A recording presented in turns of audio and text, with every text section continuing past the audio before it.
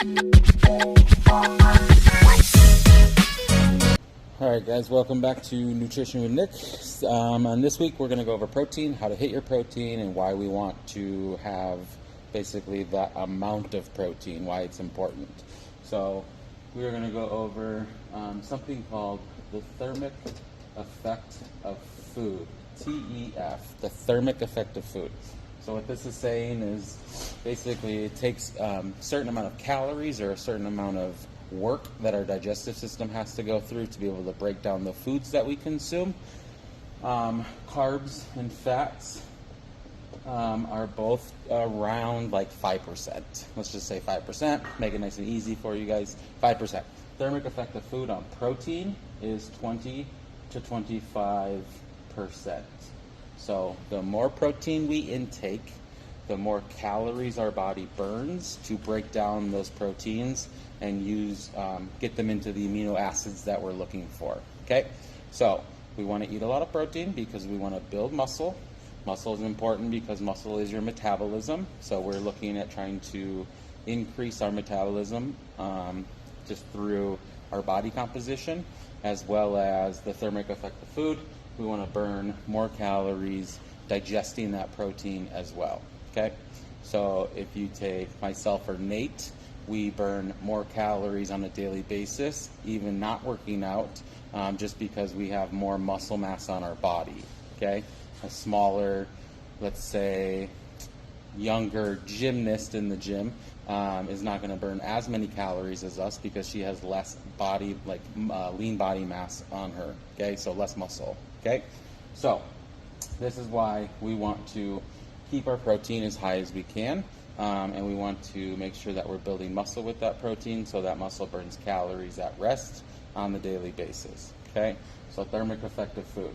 So if I have 250 grams of protein a day, which is a lot, that's more than I eat, but that would be about 1,000 calories that we are eating in just protein, and then we are going to lose about 250 of that just digesting that food.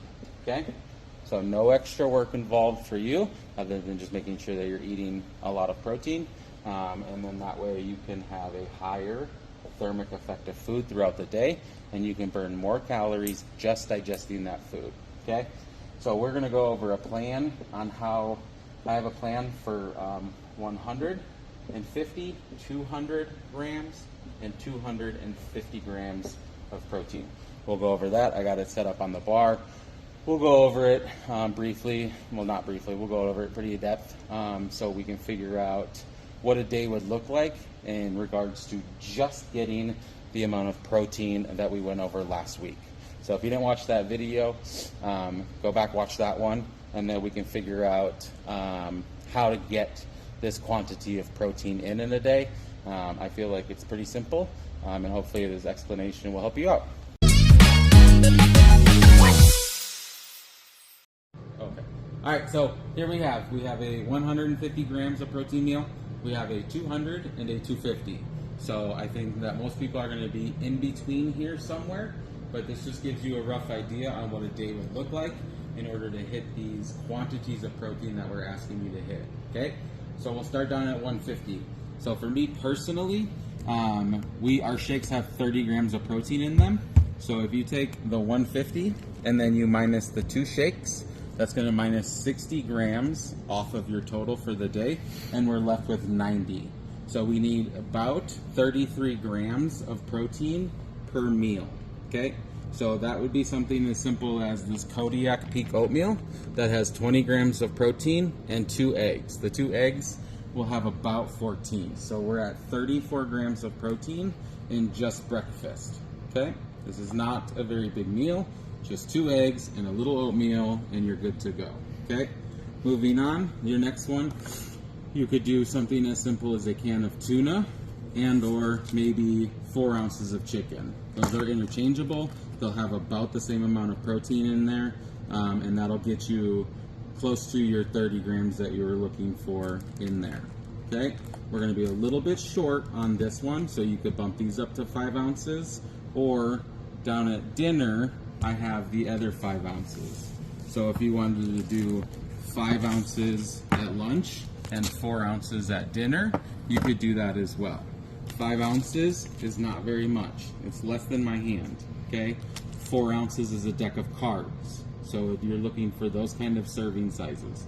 So if you don't want to do 2 shakes a day, that's fine, but then you're going to have to supplement with whole foods, not supplement, but you're going to have to use whole foods more than the protein shakes, okay?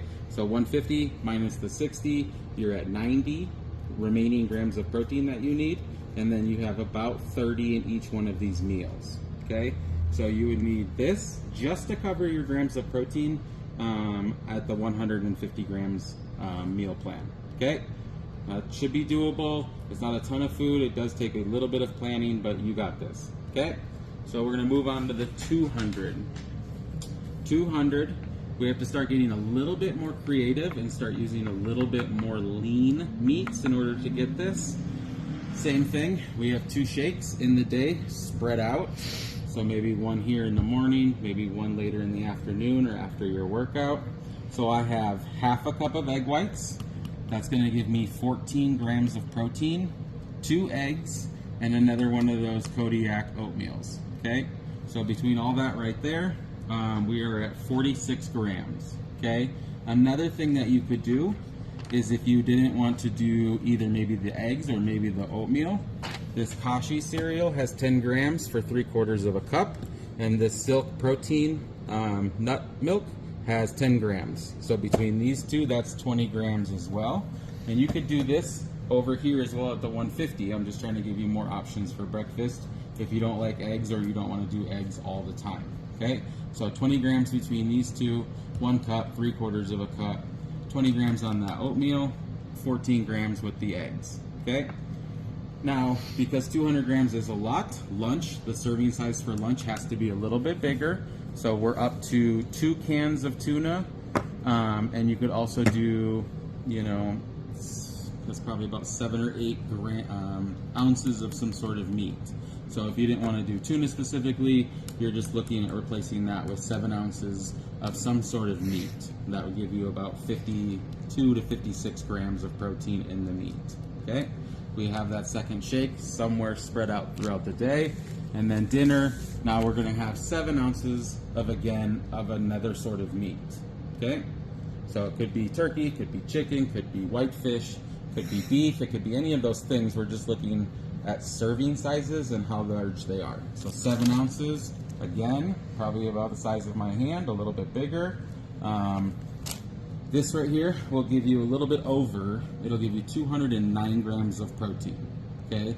Again, if we don't want to do 2 shakes a day, you just have to increase the quantity of somewhere in here. You might have to go up to 8.5 ounces, maybe 2.5 cans, maybe 3 eggs over here, or something like that if you're not going to be using 2 shakes a day, okay? So again, we're at 200 on this meal right here, okay? Going over here to 250. Again, now we're increasing it even more. Okay, so take that 250 minus those 2 shakes off of here, and then we are at 190. Okay, that's very hard to do in just 3 meals. So I actually have a snack in here that we'll get to in a second. So for breakfast, 3 eggs, this Peak oatmeal again, and I also have a cup of egg whites. So a cup of egg whites in here. Now, there's very few people in our gym that are at 250 grams of protein, so this is not for everybody, but just to kind of understand how you would scale this up in order to get to 250, it just takes a little bit more work, okay? So 1 cup of egg whites is 25 grams, 3 eggs, 21, 20 in your oatmeal, and that meal is at 66, okay? So 66 grams of protein for breakfast. Lunch, I have the remainder. I have 2 cans of tuna and or 7 ounces of meat, okay? And you could put that on a salad, you could put that on a sandwich, however you want to get that protein in, but that's what the serving sizes that you're looking for lunch, okay? Lunch is a little bit smaller in the quantity of protein because we are not doing, lunch is a little smaller, because we have a snack, okay? So somewhere in this day, probably in the afternoon or maybe the late evening, we are going to use some of these wild chips. So these are made with chicken breasts, egg whites, and stuff like that. And then we also have some cottage cheese. So if I do a cup of cottage cheese and 1 ounce, or about 20 chips of this, that gives us 36 grams between these two things right here. 1 cup, 1 ounce, 36 grams. That's going to be for a snack later in the day, and then that makes our meals smaller, so we don't have to have 12 ounces of meat in one meal. Okay, so and then our last thing on here, we have one more snack, probably somewhere more in the morning. It's an Oikos Pro, so that's 20 grams Oikos Pro. And then lastly, for dinner, 6 ounces of meat. That would round out that entire plan. That is over 250 grams of protein. It is a lot of food. Not many of you guys are eating this quantity of food, so that's perfectly fine. But just to see how you would scale this up and get your protein goals. Okay, so you could also have some of these over here in this meal as well, and do half of a cup, half of an ounce, and then that would take down, instead of having 2 cans of tuna, maybe you only need 1 can now. Okay, so we can spread those out throughout the day, and then that'll be a little bit easier, so our meals aren't so big and we're not trying to get so much protein all in one meal. Okay, so you guys got this. Hit your protein.